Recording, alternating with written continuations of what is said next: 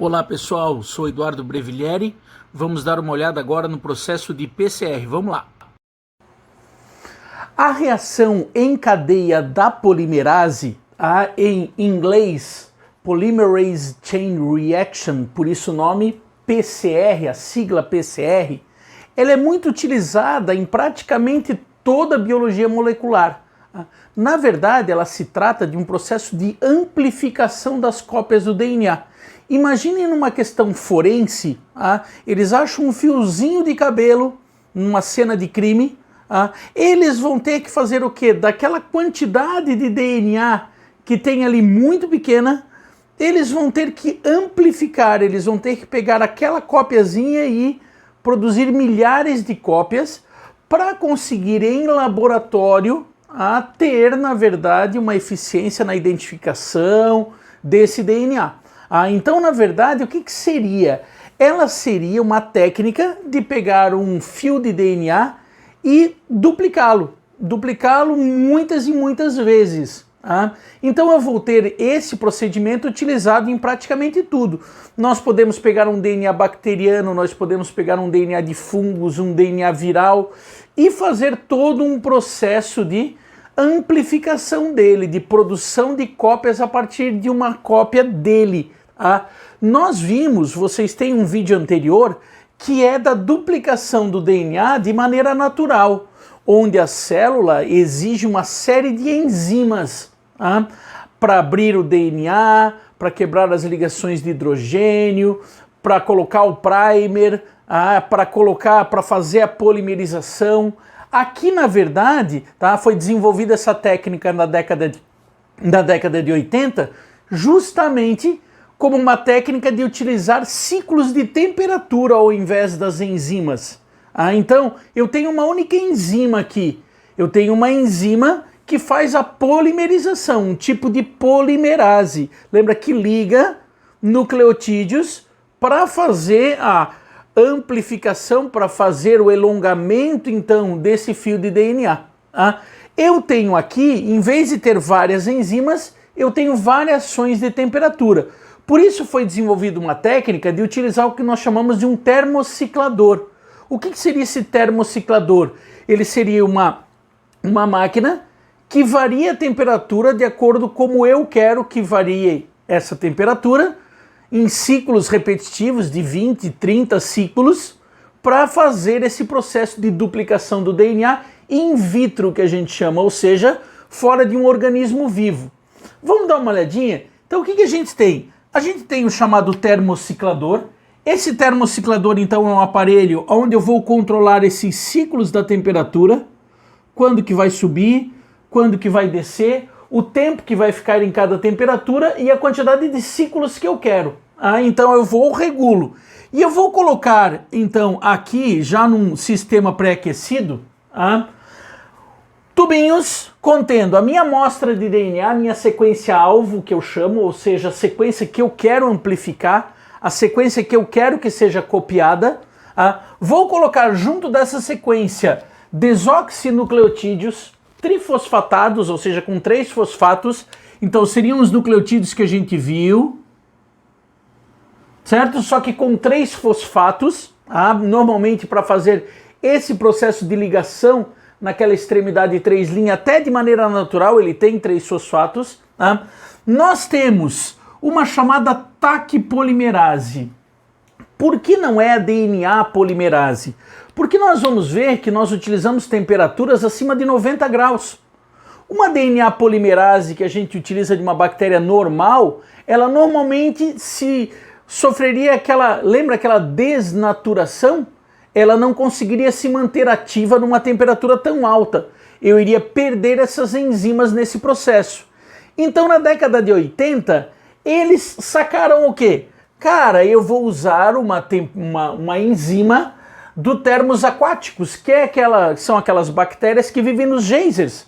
Significa que as enzimas delas resistem a temperaturas de 90 graus. E elas desenvolveram essas enzimas, justamente são enzimas que então são usadas nesse nosso termociclador. Olha só, então eu vou ter um primer, 2 primers na verdade, 2 iniciadores, já vamos ver isso. Então isso aqui a gente coloca junto com potássio, magnésio e assim por diante, estabilizadores. A gente tem um tubo contendo, então, todos esses reagentes para fazer a amplificação e eu tenho a minha sequência alvo, a sequência que eu quero amplificar, a sequência que eu quero produzir mais a partir delas. O que nós vamos ter? Nós pré-aquecemos então o termociclador, colocamos ali as amostras da sequência alvo e dos reagentes. Eu tenho então aqui o fio de DNA que eu quero amplificar, óbvio ele é antiparalelo, né? 3 linhas, 5 linhas, 3 linhas, 5 linhas. E numa temperatura de 94 a 98 graus mais ou menos, essa temperatura, detalhe muito importante pessoal, ela varia de acordo com a proporção de citosina e guanina. Então é muito importante que a sequência alvo que vocês queiram amplificar, né, previamente conhecida, ela na verdade, dependendo da quantidade de citosina e guanina que eu tiver nesse trecho, nessa sequência alvo, eu tenho que aumentar um pouco a temperatura. Por quê? Porque lembrem-se que C e G tem 3 ligações de hidrogênio, enquanto A e T tem 2 ligações de hidrogênio. Então quanto mais ligações de hidrogênio eu tiver aqui, um pouquinho mais eu tenho que subir a temperatura desse processo de quebra das ligações de hidrogênio, porque o objetivo é esse. O objetivo desta primeira fase, de colocar uma temperatura de 94, 98 graus, é fazer o que a gente chama de desnaturação. Cuidado com essa palavra. Essa desnaturação eu não estou falando da enzima, eu estou falando da separação das duas semihélices do DNA, da quebra das ligações de hidrogênio. Aquela mesma separação que era feita lá pela helicase num processo de duplicação normal. Aqui eu tenho, na verdade, a ação da helicase, eu não preciso ter a helicase porque eu aumento essa temperatura a 94, 95 graus. Isso faz com que o quê? Isso faz com que eu quebre as ligações de hidrogênio. Quebrando as ligações de hidrogênio num processo então chamado de desnaturação, eu abri os dois lados. Eu tenho as duas semihélices. Esses primers, esses oligonucleotídeos, quando nós pedirmos para os laboratórios que produzem, eu já peço um primer que eu saiba que ele é específico para 2 determinadas regiões. Uma região, eu vou pedir um primer para uma região daqui, ele vai se ligar aqui, e eu vou pedir um primer que se ligue na outra extremidade que eu quero amplificar.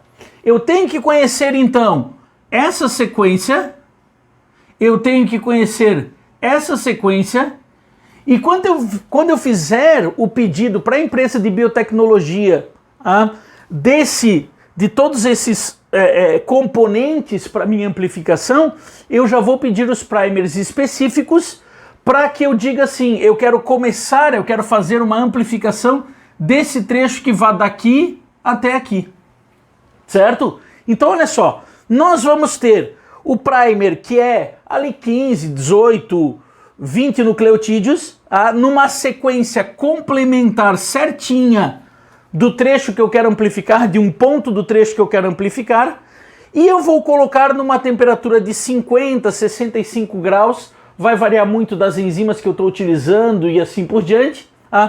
Eu vou ter aqui o que eu chamo de anelamento, ou hibridização. A hibridização é quando a gente liga esse primer então lá no meu DNA alvo.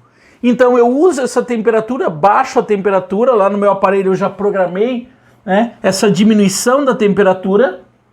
Essa segunda temperatura então aqui nós chamamos de temperatura de anelamento. Essa temperatura de anelamento, então eu liguei o primer nas duas pontas, certo? E depois eu vou fazer uma temperatura de extensão.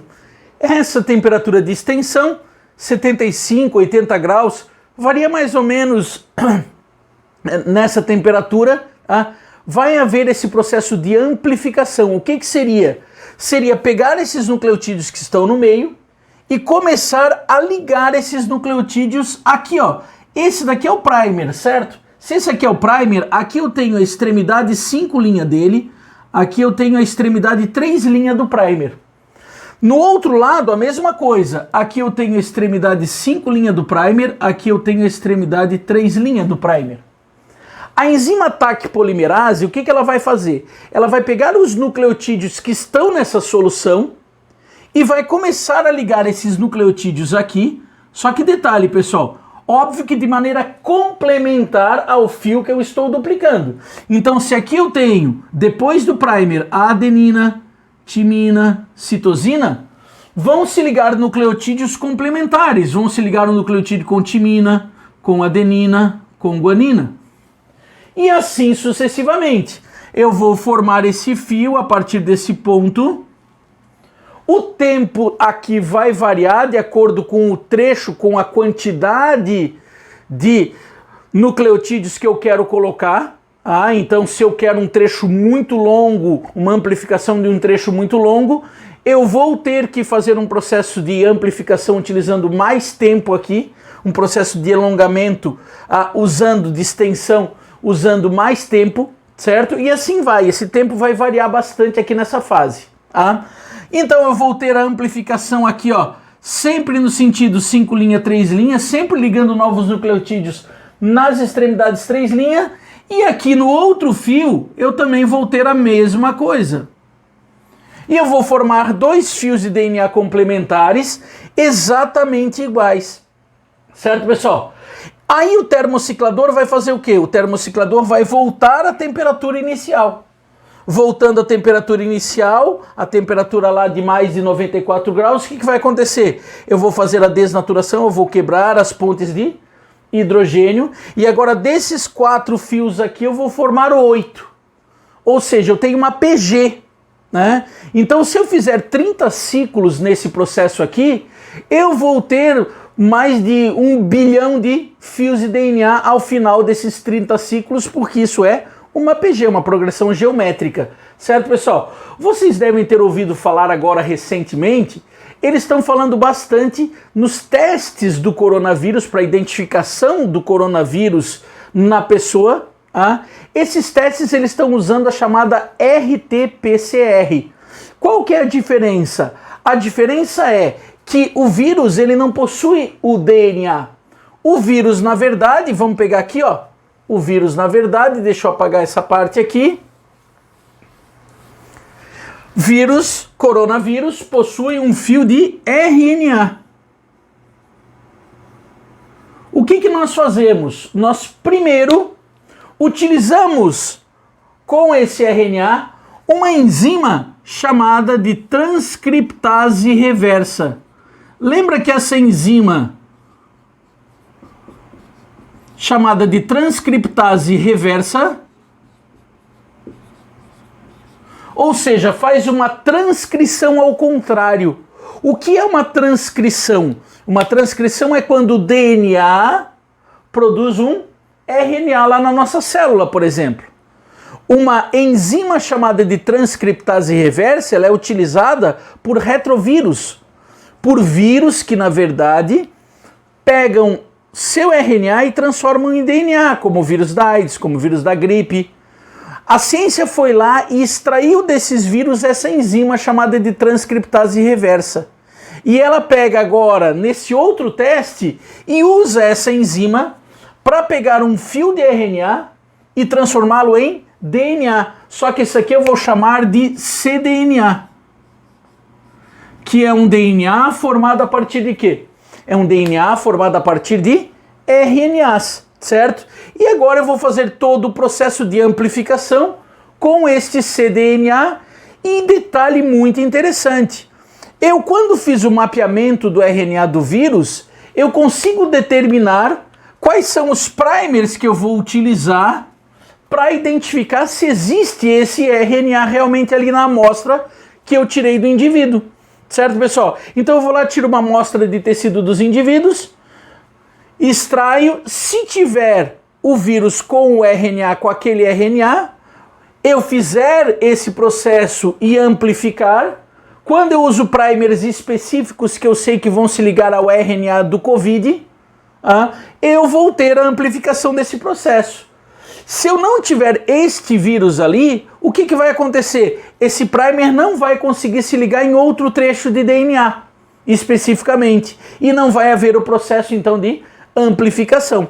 Certo, pessoal? Então, a escolha desse primer é algo fundamental para que todo esse processo dê certo. Tranquilos, pessoal? Então, eu espero ter sido muito claro com vocês. Revejam o vídeo, se for o caso, e vamos aproveitar bons estudos.